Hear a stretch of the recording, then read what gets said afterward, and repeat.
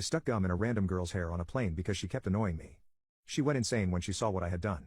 So a few weeks ago I was flying to Paris to visit some family for Christmas, but there was one major problem with my flight. In front of me was seated an entitled brat who looked no older than 20 years of age. She was one of those people on planes that kept pushing her chair back and invading my space that way, and the way she treated the plane staff was very rude too. There was one thing she kept doing that was annoying me to my limit.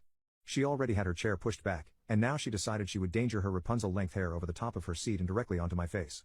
The first time she did it, I shoved her hair out of the way and back over to her seat, and she looked back at me super confused.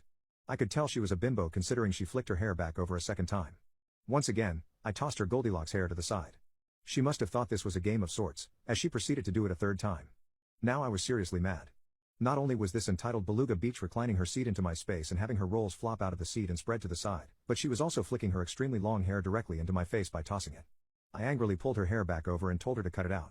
I don't know if she was mentally disabled or what, but she laughed, and about 30 minutes later decided to flick her hair over one more time.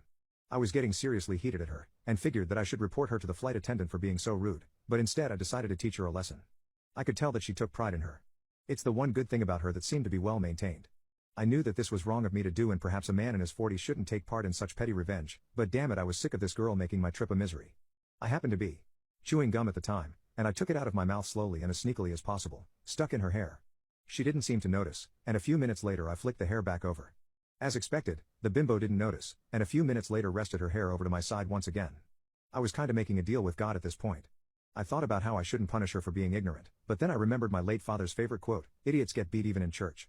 And so with that I took out another piece of gum and spent 10 minutes chewing it with as much saliva as possible, before again sticking it into her hair as sneakily as possible. For the rest of the whole flight I kept at this, sticking a total of around 10 pieces of gum into various parts of her super lengthy hair. I didn't stick to just gum either, I went all out. I wiped my crummy hands over her hair while she slept, I spat in my hands and proceeded to lightly rub my hands all over her hair. Now that her hair was marinating in near a dozen pieces of gum, my saliva, as well as bits of chocolate and salty crisps. Just as a final touch on top, while she was sleeping I decided to dip the tail end of her hair in my cappuccino. I left her hair alone for the rest of the flight, and she woke up about 15 minutes until it landed. I don't know how nobody noticed the state of her hair, but I sure did, and I couldn't stop laughing. Just as we were getting off, she noticed. She proceeded to let out a scream, and then started frantically crying about how her hair was ruined.